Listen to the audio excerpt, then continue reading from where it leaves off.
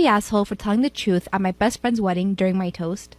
I'm a 30-year-old male and my best friend got married last week. I just bought a house and my wife is expecting our son in November, so I let him know I was limited in what I could contribute financially. But I did tell him I would try my best. So I went to the bachelor party in Miami, I rented the tux, and paid for mine and my wife's dinner at the rehearsal dinner. I also had a gift of $300 that I was going to give them, but we will get to why I didn't. His fiancée at the time would text me multiple times a day with updates. Fine. I didn't always respond, and it got to the point where if I didn't respond at least once a day, I'd get a call from my buddy. She texted me for the following reasons. 1. My wife was not allowed to talk about our pregnancy at all. She didn't want anyone to focus on that more than her, the bride. 2. She was not going to order any special food for my wife. No one asked her to. My wife was fine with whatever she was going to be served. 3. I was not helping the groom enough. He had to help her with favors, seating charts, and programs, so I had to help him with those things according to her. 4. She said if I was a true best man, I would offer to pay for the bar bill.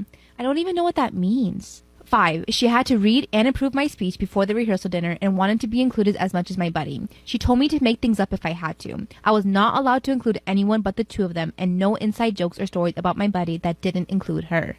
6. Her last text said to tell my wife to keep it together and not make a pregnancy scene during the wedding. Also, she wanted her to choose a dress that downplayed her pregnancy as much as possible. I was just so aggravated I spoke to my buddy to see if he could reason with her. He told me to just play ball this one time, it's her day, and to cut him a break because he'd be dealing with her nonsense for the rest of his life. The day of, all the bride and my best friend do is scold me, berate me, and bark orders. I head down to the bar for the drink. The bride's mother is there and warned me not to get drunk because I ruined her daughter's day enough.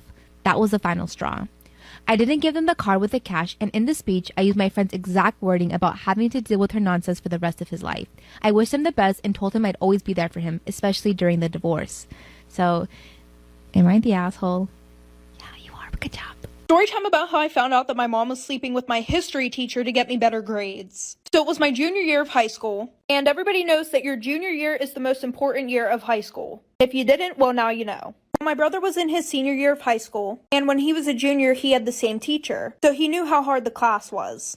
So he would stay up with me every night helping me to pass my history class. Well, the one day I'm at school and I'm taking a test, and I literally did not know anything on the test. And I studied the night before for literally 4 hours straight. So I decided to copy off the girl next to me.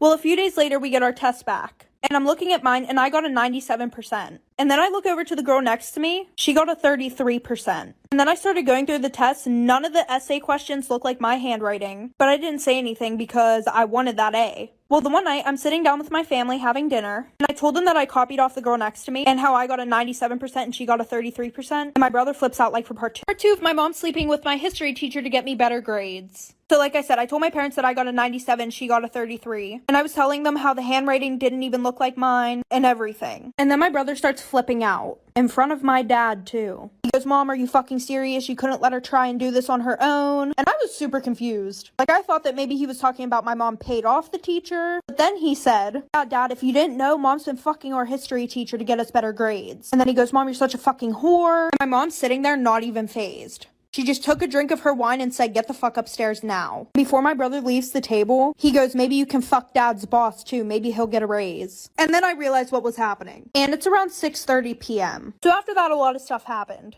My dad obviously wanted to get a divorce at that point. So my dad took my brother and I to our grandparents, and we stayed with them for like 2 weeks. But then everybody at school found out, and we got made fun of a lot. And then after that, we moved schools. Hi, I'm Brianna from New York. Please like and subscribe. I was raised by my single dad who owned a multi-million-dollar company. Even though he was super busy, he always put me first, and I felt truly loved. He worked from home till I was 3, and then he hired the best nannies to take care of me while he was away. Life was good until one day, something really strange happened. I was 4 years old when one night, I saw Dad working really late and I decided to make him some hot chocolate. As I walked over to his desk, I suddenly tripped on the carpet and spilled it all over his laptop. Oh my God, Brianna, you fried my laptop. It has so much important stuff on it. Suddenly, I felt something happen to my face. I could feel my lips and nose and cheeks twitch uncontrollably. Dad noticed it and immediately took me to the doctor. She told us that face twitching was an involuntary condition, and it just happened to some people when they were stressed. There wasn't really any cure for it. When I turned 5, Dad enrolled me in the best school around. In the first lesson, the teacher asked us all to write a few lines about ourselves. But this girl next to me kept talking so loudly with her friends, I could hardly focus. Hi, can you make a little less noise, please? I'm trying to write and... Gosh, are you telling me you're as stupid as you look? Don't interrupt me again. Just then, my face twitched, and she looked even angrier as the others laughed. She thought I was mocking her, and after that day, Mona became my sworn enemy. And it just stayed that way forever, even when we got older. Once, when I was in 7th grade, Dad and I got stuck in traffic on our way home, and we saw a homeless couple on the pavement fighting over a sandwich. A boy my age was sitting near them with a basket of apples, and he came running towards us. "Sir, would you like to buy a pound of apples? It only costs $1, and with that, I'll buy dinner." Dad bought 5 pounds and gave him $200. The boy's face lit up and he skipped off happily. Poor kid. He should be in school, but his parents can't afford it. Dad, why don't we do that? Let's send him to school. Please, can we? He smiled and nodded. A week later, Dad enrolled him in my school, and when the teacher introduced him to the class, I found out his name was Jack. He didn't seem to recognize me, and I never brought it up that I'd seen him before, or that my dad was the one who helped him. I didn't want him to feel embarrassed, but the rest of the kids were brutal, especially that Mona. Hey, Jack, why do you walk to school every day? Where's your car, man? Come on, guys. Can't you see how poor he is? His pants are 2 sizes too small for him, and all he eats for lunch are apples. I wanted to punch her face, but Jack didn't even react and walked away. I asked Dad to get him new clothes, and the next day, Jack looked so much happier. One day at the end of class, the teacher asked Jack to collect everyone's assignments. As he was walking through the aisle, someone stuck a leg out and he tripped and landed hard on the floor. I rushed forward to help him, but Mona got there first and threw a whole bottle of ink on him. That was it. I grabbed her bag and threw everything out of the window. She screamed and pulled my hair. I turned around and slapped her face. As we wrestled, we went crashing into a poor kid's solar system project, sending planets flying everywhere. We both ended up in detention, but it was worth it. The next day, I saw Jack walking towards me in the hallway, and I felt nervous. It was the first time we'd be talking. As he got close, my face started twitching. He stopped and abruptly turned away. Oh no! Jack, please stop.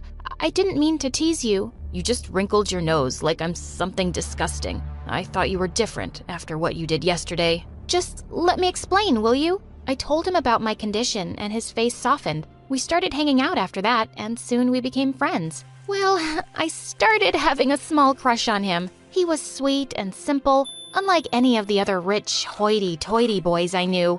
A few days later at a park entrance, someone was selling lottery tickets, and we both got a ticket each for fun. The results were posted online the next day, but Jack said he was too nervous to look. I laughed and took both tickets and started scrolling through the results. My eyes almost popped out when I saw some numbers. The winning one was mine. OMG, I just won the $10 million lottery. I didn't really need it, but this money could change Jack's life. So without another thought, I switched our tickets. Oh my god, Jack, you've won freaking $10 million.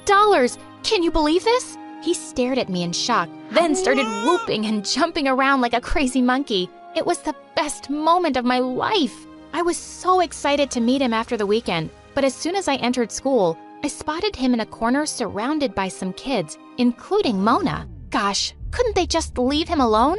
I rushed forward and shouted, "Just knock it off and stop bullying." No, Brianna, relax. They're my friends. I stared at him in disbelief. Friends? These guys? Turns out, Jack was on the local news for being the lottery winner, and now everyone in school was suddenly his friend. Kids were swarming over to our table at lunch and nearly knocked me off trying to sit closer to him. Everyone wanted to know what he'd do with his millions. And well, he was spending them. One day, the flashiest yellow sports car drove up to school, and Jack jumped out of the back seat. He was now wearing branded clothes and carrying the latest iPhone, showing everyone pictures of his mansion. I was really happy for him, but he was suddenly so busy with all these new people and going to parties, I barely got to see him anymore. So one day, I texted him to ask if we could meet later, and he said he'd love to take me out for dinner. In fact, he picked out a really fancy restaurant, and it kind of felt like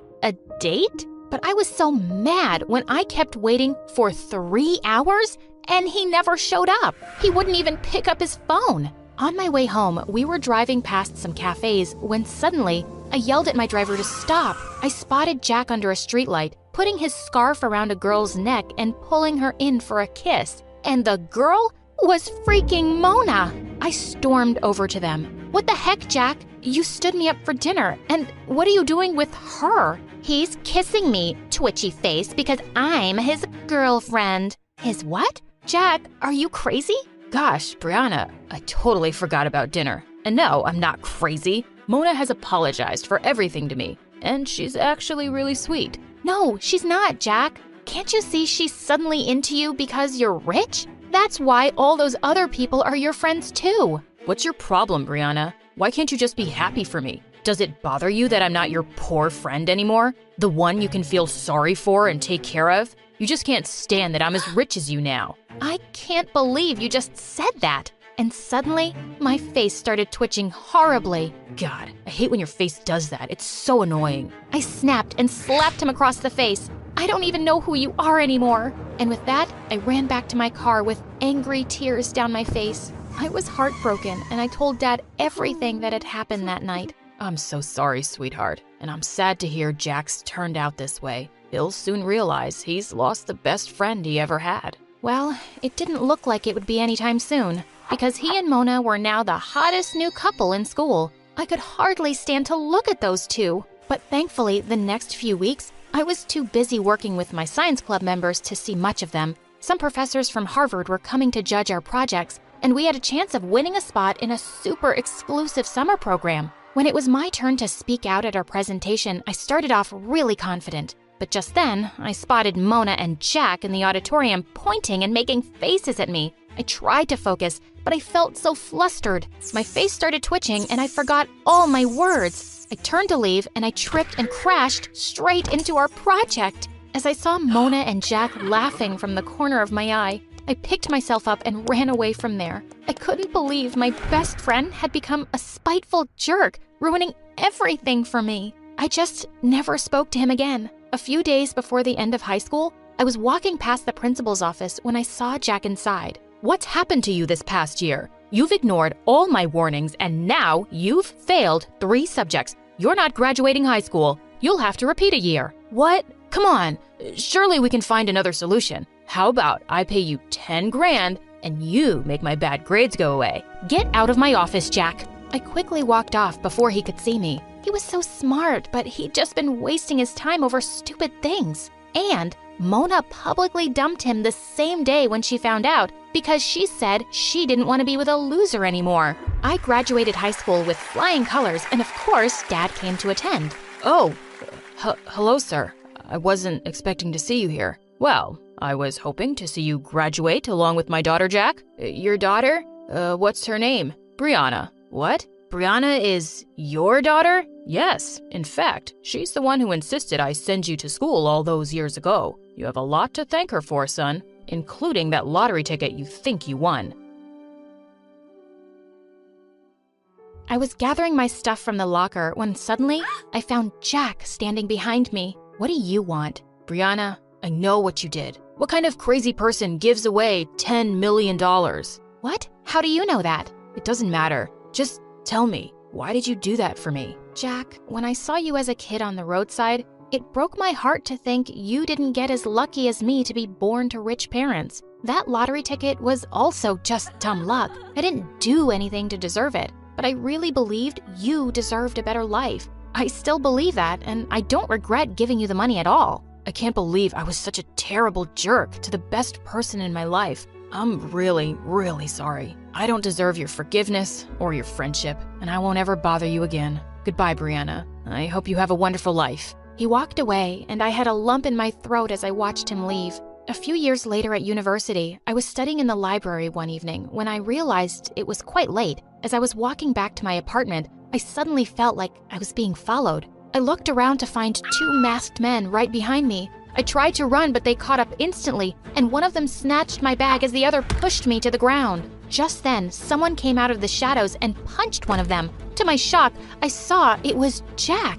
The 2 men started beating him up as I screamed for help. Just then, a policeman came around the corner and the 2 men ran away. I called an ambulance and immediately rushed Jack to the hospital. He was unconscious and in really bad shape. He went into a coma. 10 days later, I was sleeping on a chair by his bed when I felt a hand on mine. Oh my God, you're awake? Are you okay? Yes, I'm fine. Jack, why were you there that night? How did you even know where I was? I regret what I did to you so much, Brianna. So I made a promise to myself to always look out for you. I was too stupid to notice, but all those years, you were my guardian angel. You watched over me and stood up for me when no one else did. I owe you my life forever, and I love you, Brianna. Finally, you sound like that sweet boy I used to be friends with. I forgive you, Jack, and I love you too. And with that, I leaned in for a kiss.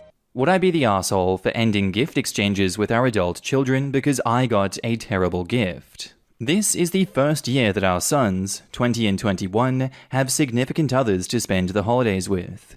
As a courtesy, and to make things easier on them, we planned our holiday celebration for the weekend before, and offered to make this a new tradition going forward, so there was no fighting over who went where on Christmas Day. We gifted the oldest and his fiancée a vacation, and our youngest and his girlfriend an appliance suite for their new home. Obviously, these were physically large gifts that couldn't be opened in our home, so I handmade each of them small, personalized ornaments tailored to each of their interests to open after dinner. My oldest and his fiancée bought nothing for my husband, and gifted me a used book from a bargain bin. The 99-cent sticker was still on it, and a pack of novelty paper. The youngest, on the other hand, made an elaborate show of gifting my husband an expensive piece of machinery he had been wanting for his garage. Once everyone quieted back down, his girlfriend handed me a grocery bag, declaring to everyone in attendance that they stopped at a gas station on the way to our house and grabbed my favorite snacks. The bag contained a dusty box of Ritz crackers and what I can only assume to be leftover candy from Halloween. At the bottom of the bag was a coffee cup. When I pulled it out, his girlfriend laughed and said, "Oh yeah, my grandma got me that hideous thing. I thought you might like it." I was speechless. Needless to say, I was more than a bit upset and hurt by the whole thing, but I just bit my tongue and started talking to my mum about her Christmas plans. I don't expect them to reciprocate with expensive gifts, but even a personal note or something with some thought would have been nice. Instead, I feel like they purposefully tried to embarrass me in front of the whole family. Hubby is convinced they are just clueless when it comes to the whole gift-giving thing, but I believe it was calculated and malicious. I have always been the planner and gift-giver in our relationship, so I want to drop down the rope on any future gifts. My resolve was hardened even more today when none of them even bothered with a Merry Christmas text or phone call, but hubby says that doing away with future gifts would make me the arsehole. Info, just to answer some of the repeated questions, I am stepmom, not bio-mom, although we have had custody since the boys were 3 and 4. The expensive gifts on our part were not the norm and were given in the 2 weeks prior to the party, so for all intents, we only have handmade gifts for them to open at the party. My entire family was in attendance: dad and stepmom, mum, sister, nephew, and my best friend. In-laws were to have been there as well, but mother-in-law had emergency surgery the day prior. Past gift-giving has always been thoughtful. Mother's Day, I received a mother's ring as a joint gift, and previous Christmas, oldest got me a necklace, and youngest made me an amazing ornament for my tree. Both have been dating their girlfriends for give or take 2 years. This is the first time they have gone to their girlfriends' families and not been with us on Christmas Day. First, I think the reason I felt singled out is because the boys and I have always been close. Hubby even comments all the time that they call and talk to me all the time, and not him. That's part of the reason that I was so shocked. Secondly, the way the youngest son's girlfriend went about it was very deliberate in terms of announcing they stopped on the way here. Almost mean girlish. And now in the comments, sounds like there is more to the story than one Christmas. You gifted a 20-year-old a vacation with his girlfriend. How long have they been dating? Your 21 owns a house with his girlfriend and you gave them an appliance suite. These are huge, expensive gifts. Honestly, they seem too young for gifts of these size. Did you happen to help them own the house? I understand a 20-year-old's being useless, but the girlfriend seems odd. A 20-year-old doesn't want to at least make an effort for her boyfriend's mum? Not even a candle or a scarf. Actively saying she thought that you'd like something she described as hideous. Drop the expensive gift. Give them socks or something, all in something personal. If they complain about no longer having huge gifts, that gives you a hint on how you raised them. Everyone sucks here. I hate this idea that somehow the woman should be responsible for gift buying. It was his mum, and you are going to call the girlfriend odd for not doing the emotional work of picking out a gift for her. No way. No, it's totally normal to tell someone that I got this gift from my grandmother, but I thought it was ugly, but here, you will like it. Smiley face. Not the arsehole. 21 is an adult and old enough to know how to buy a proper gift. Those gifts were horrible, and I don't blame you for not wanting to go through a repeat of that experience next year. I was wondering if this was a prank or something while reading. The book may have been a thoughtless gift, but the crackers and ugly grandma mug comment was exceptionally weird, and very rude on the girlfriend's part. Since OP says she is close with her stepsons, I would suggest speaking with them and letting them know how she felt. And edit, based on OP's edit, the book was a last-minute, thoughtless gift, and the gas station gift was meant to be offensive. OP, your youngest son's girlfriend sounds horrid. A high school dropout bully who refuses to work and is trying to alienate her boyfriend from his family. Your son really lucked out with that one. Not the arsehole. Though I think you should continue with the gift exchange, but switch to giving them the same caliber gifts they've given you. It's the thought that counts after all. I've been 21 before, and I remember looking forward to gifts from certain people because I knew they would be good. I doubt they are as clueless as other commenters seem to want to believe. And now on to the update. So I took the advice of a great many of you, and hubby and I spoke to both boys privately. The eldest has legitimately been extremely stressed with his job, and the book was a last-minute grab on his part. Turns out he was embarrassed to admit that he hates the career path that he chose, and was afraid of his dad being disappointed in him. It turned into a really productive conversation about his future, and reassuring him that it is totally fine to change your mind on a career path if it isn't what you thought it was going to be. So yay on that front. Youngest, the girlfriend hates me. Apparently I'm too overbearing because I said she needs to get a GED and a job to help build for their future. She thinks making money playing online games is sufficient. According to her, my beliefs are old and sexist because I told my son that if she didn't want to get a job and he was okay with that, she should at the very least take on more of the chores at their house. He has been working 60+ hours a week and was too embarrassed to admit that he didn't have any money for a gift for me after spending money on her family and her siblings. She told him she would handle it, and he was blindsided by the gas station gift. We talked about things, and his dad offered to return his gift if money was tight, but he refused. Unfortunately, he is extremely enamored with her, and doesn't see the negatives in her behavior. She wants him to cut all contact with me since I'm not his real mom. So far, he has told her that that isn't an option. I won't be calling him unless it has been more than a week or two since we have heard from him. I don't foresee a path forward with a girlfriend that I'm comfortable with, so I told my son that I will be polite, but I will not be trying to develop a relationship with her any further, and I am cancelling upcoming get-togethers to give him and me a break. And to address gift giving, ultimately, I am taking the initiative to drop the rope on gift giving. It caused too much stress all the way around, and if it isn't fun and thoughtful, why bother? Hubby and I agreed to revisit things in the event that grandchildren ever come into the picture, but we both hope that that won't happen for quite a while.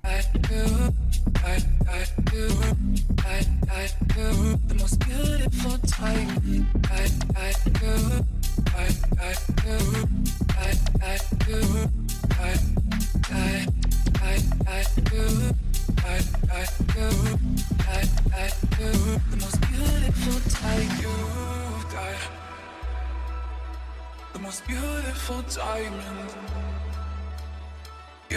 Time job, which is not enough to support a mortgage. I also currently rent with a roommate. My mother and I have an extremely good relationship, and I used to joke growing up with her that when I'm older and have money, I'd buy a house and let her live with me so she doesn't have to worry about her living situation, a mortgage, paying rent when she's older. I told my mother about my plan to buy a house and pitched the idea that I'd give her the money as a down payment and she would pay the mortgage. She has a very stable job now and can afford to keep up a mortgage. The down deposit was the issue as she didn't have enough saved to afford our city. She didn't want to feel burdened to me, but I really want to do this for her. I would move in and contribute some money in rent for utilities and mortgage. It is a beneficial situation for the both of us. Eventually, in 20 plus years when my mum retires, or whenever she wants to retire, I should have a stable career and be able to take over the remainder of her mortgage if she still had one. We were all agreed on this, and both extremely excited about starting the process. I was fine with the house being in my mother's name, but this is where the conflict came up. When I agreed for it to be in my mother's name, it's because I'd still be able to live there, would inherit it in the future, and it would eventually be in my name anyway. My mother disagreed, and said that she would leave it to both me and my sister 50-50. I didn't understand, as my sister was not contributing financially to this house while I was. I told my mother that I would not give her the money for a down deposit if I didn't solely inherit it in the future. She called me selfish for making her leave my sister with nothing, but I disagreed. My sister has never had much focus or priority on her future or career and is quite materialistic. She hardly saves and has a boyfriend who she will 98% marry eventually and have children with. I personally want to be child-free, and knowing my sister, she'll believe that she is more deserving as she'll have a family. Also, if she knew about my mother and I were buying a house but still inheriting it in the future, there is 0% chance that she would save for her own place. She would wait till our mother passed and assume that she'd be able to move into it. Am I the asshole for demanding and assuming that I would inherit my mother's house? And edit, sorry for not clarifying, I would be paying the deposit, plus at least 40% of the mortgage over time. My bank denied my application for a loan. And now in the comments, tough call to be honest, but why don't you save yourself the headache, put the house in your name, and charge your mum rent? OP replies, thank you for the advice. Honestly, I had never considered that. I just wanted her to have the security of knowing that she owned a house. Something that she had always talked about as we grew up. I might have a talk with her about this option though. I think this would be the best option. She still has security, but you retain ownership. OP would be better off saving the money for now. Housing costs are extremely high right now. If they wait till the market drops, you can get a better house for less money and lower payments, assuming they're in the US. Cries in the Australian housing market. Not the asshole. I would never put money into a house without it being in my name. I don't care if your mother agrees with you on everything today, she can change her mind at any time, and God knows what her will says if she has one. And OP replies, I wholeheartedly trust her, but now I'm considering not having my name on the deed. She just knows more about these sorts of things, and I figured it would be easier. Do not trust her. This is a huge investment. Put your name on the house, even if she swears that she will leave you the house in full eventually. If you don't get your name on the deed, you will regret it. Not the asshole. Wait until you can fully afford a home in your own name. Then buy your home and allow mum to move in. And OP replies, my mum wants to buy a house now and is already looking 3 hours plus outside of the city. She wants to stay in the city but is financially scared about not owning a house at her age. I am now seriously considering buying a house in my name, but I don't think I'm as desirable to the bank for a loan as my mother is, as I'm still in school. Her desire to buy a house is hers to deal with. You were generous and she is not matching that generosity. Hold off on the house until you can own it independently. She'll figure out what works for her. You can take care of her in other ways. And OP says, thank you to everyone who commented. It has given me some mixed signals, but I do know that the way that we were going about it was not in our best interest. I will be taking all of your advice in, and will be contacting a financial advisor and/or lawyer if I choose to pursue this. I want to just point this out. The house was never a gift. A lot of people assume that, so I'm sorry for any misconception, but it was always supposed to be our house. I don't think I'll be responding to any more comments for a while, but thank you for all of the advice. Give me something to hold on to hold on to. Give me something to hold on to hold on to.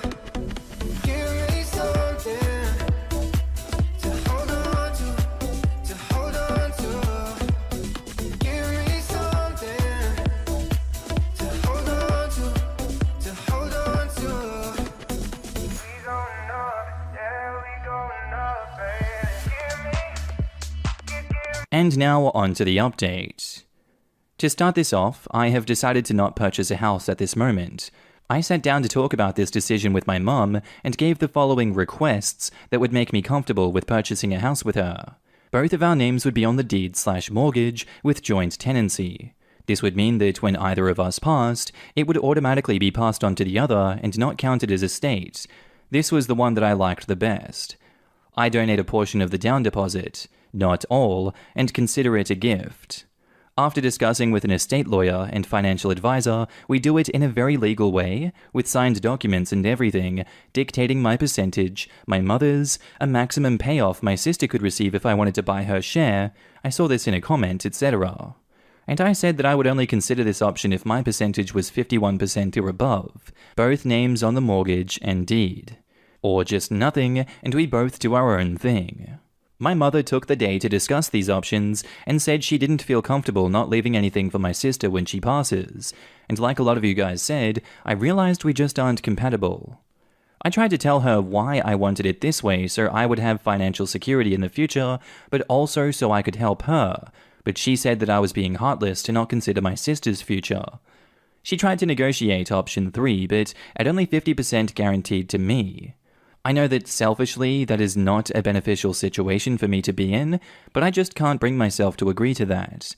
I would pay for all of the deposit and then 40% of the mortgage and still get half, even if I didn't do the following.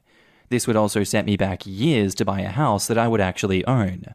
I was also worried after reading comments that she would go and leave her portion to my sister, making it 50-50 anyway. My mother said that I was selfish for going back on my word and forcing her to choose between me and my sister, and that I should realize I'm a part of a family before seeing her or my sister again. I feel bad for putting conditions on this offer, but this was never a gift or anything like that. It was an opportunity for the both of us to buy a house, but all of our options don't seem to be mutually beneficial. We haven't talked for the past 2 days, and I don't really see the situation having much more closure to this. My plan is to finish school and work for a few years before committing to buying a home, but thank you for all of the advice that you have given me. I'm sad that it ended like this, but hope not too much damage was done in the long run. If you have any further questions, I would be happy to answer them.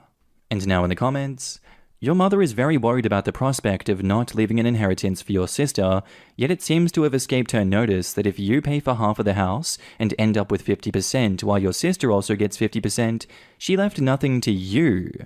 You would be tying up a lot of money for decades, missing out on other opportunities for investment in order to facilitate an inheritance for your sister. I think that you are better off not being a part of this. Save your resources to buy your own home. Yeah, OP's mother was definitely planning on leaving her entire half to the sister. I'm so sorry, but it really is best for you to just buy your own house. One could envision a future where the sister inherited 50% of the house and then demanded that you pay her rent for her half, tried to move in, or tried to force a sale. All of this violates your own security. That sounds like a super tough situation, but you shouldn't feel bad. You are a part of a family, but it was your mother's decision to bring your sister into the deal, not yours. She chose this path, not you. How could you be expected to do all of the work for your sister, who would do nothing, to get half? Your mum is simply being unreasonable. You are still not the asshole. I think that the OP is actually very lucky that her mother made her intentions known before she committed her resources to purchasing a house. The OP was okay with the house being in her mother's name and took it on faith that it would be left to her. Had her mother not disabused her of that opinion, she could well have proceeded with the purchase of the house and then had a nasty shock when her mother died, and at best, she was left with half of the house. At worst, she could have found out the house was left mostly or wholly to her sister if her mother decided that she needed it more. Her mother could also have left her 50% of the house, but given the sister the right to occupy it for life, in which case the OP wouldn't benefit from the house until old age, if at all, while being on the hook for maintenance costs. Alright, and that's where I'm going to end the story today, guys. I hope you enjoyed this one. If you did, of course, let me know what you thought about it down in the comments below. I love your faces, and I'll see you in the next episode. Bye.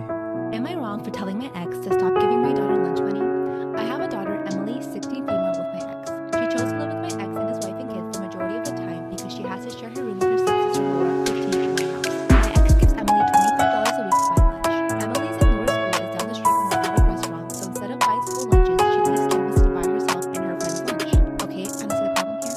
The problem is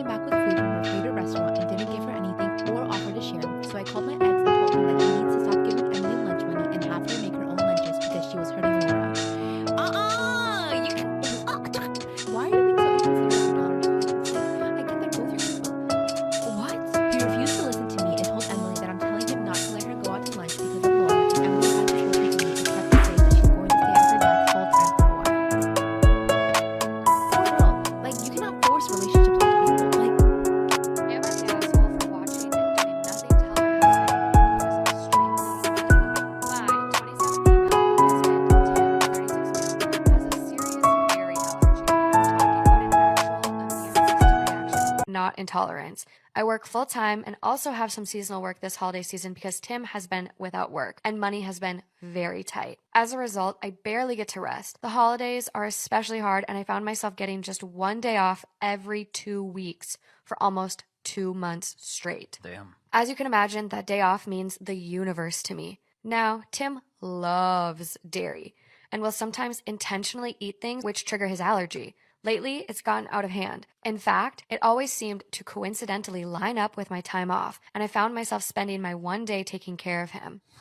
Last week, I finally asked him if he was intentionally timing it to line up with my day off. I fully expected him to say no, but he admitted that he was doing it to make sure that he'd have a nurse, and so he'd have someone close by in case he had an especially adverse reaction and needed a hospital. I was livid. I said that if he made himself sick again, I wouldn't take care of him. He didn't say much, so I thought he'd heard me. Fast forward to Friday night. I get home from work, and a few minutes in, Tim gets a pizza delivered. I ask him why when I'm making dinner, and he shrugs. I ask if a large garlic Alfredo pizza is worth the pain, and remind him that I won't be giving up my rest day again. He smirks and eats an entire slice while grinning at me.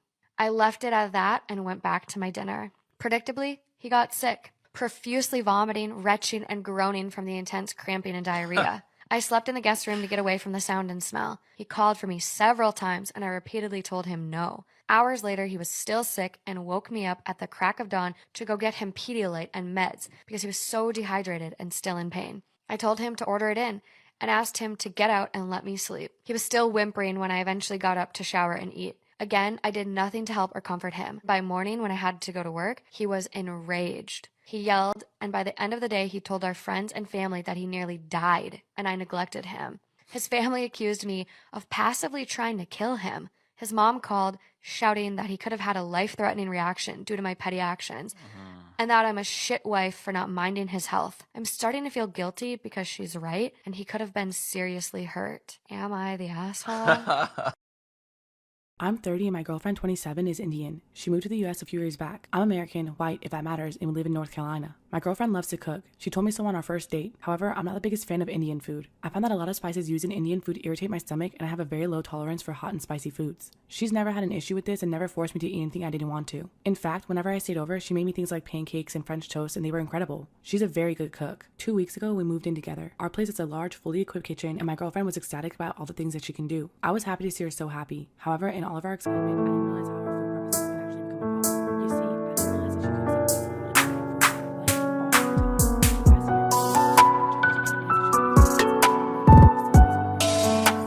all the time. I figured that's what she wanted.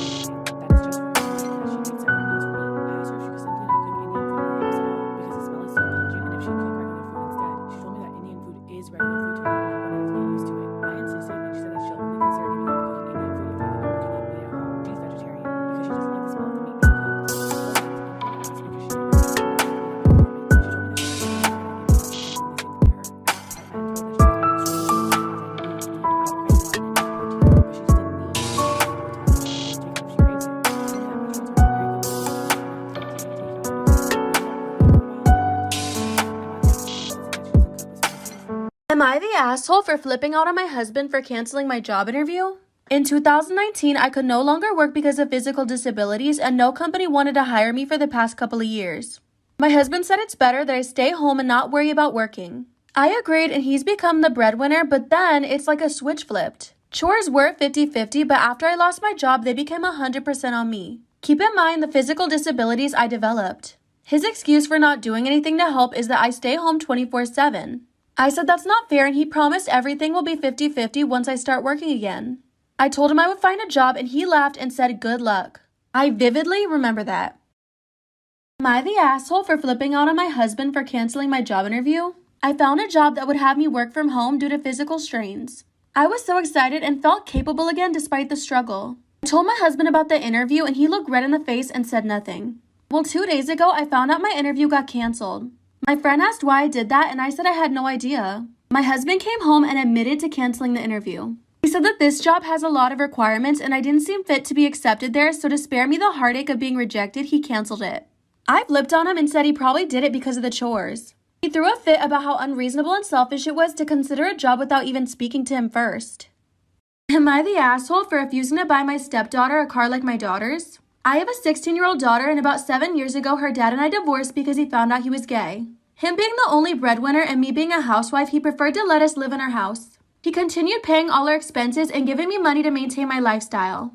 2 years later, I met my current husband, and a year later, we married. He moved in with me and my daughter, and him and my ex are great friends. Also, as a wedding gift, he even gave me his half of the house. Now I own it in full. My husband has a daughter with his ex, so she lives with us half the time. The issue is that my ex pays for our daughter to go to an expensive school, buys her expensive gifts, and for her birthday bought her a $60,000 car. Am I the asshole for refusing to buy my stepdaughter a car like my daughter's? My daughter and her stepsister don't have the best relationship, mainly because my husband's ex hoped they would get back together and kept poisoning her. My daughter would share stuff with her until she kept ruining them on purpose. That was when my husband made a rule that they can't borrow from each other, and I stay out of it because she refuses to see me as a parent. My husband has a good job, but nothing close to what my ex earns, and since we decided the house is enough for my ex, our income is just what he earns. My stepdaughter's 16th birthday is coming up, and she asked for the same car that my ex gave my daughter. We refused, and she threatened my husband that she'd never talk to him again if she didn't get it. He's wavering, but I refused. $60K is under what he makes in a year, and it will drown us. Am I the asshole for telling people exactly why my girlfriend wasn't at my brother's wedding? First off, I'm a girl, and so is my girlfriend of 4 years. We're both mid-late 20s, share finances, live together, plan to marry, and buy a house, etc. This will be relevant later. When my brother sent out the invitations, only my name was on it, and I asked Dan, and he said that because of COVID, they're restricting numbers. Also that no one was getting a +1. Fair enough, no problem. Anyway, I get there on Saturday, and everyone has a +1. Even my cousin, who's been casually seeing this guy for a couple weeks. It's obvious why. This isn't the first time my girlfriend's been treated differently, but it's the first time it's been so blatant. Am I the asshole for telling people exactly why my girlfriend wasn't at my brother's wedding? I'm furious, but I grit my teeth, smile, and get through the ceremony. At the reception, my family immediately notices my girlfriend's missing and asks about her. I was gonna say she was sick, but I said F it. I said she wasn't invited. Gee, I wonder why. I wasn't loud, but it was clear I was bitter, and shortly after, my brother and his new wife came storming after. She's sobbing, and he's whispering, shouting threats at me, so I left. Now my immediate family isn't talking to me except to yell at me, and the rest of my family isn't talking to them except to yell at them. My mom insists it was a misunderstanding with the invites. And my dad wants me to apologize.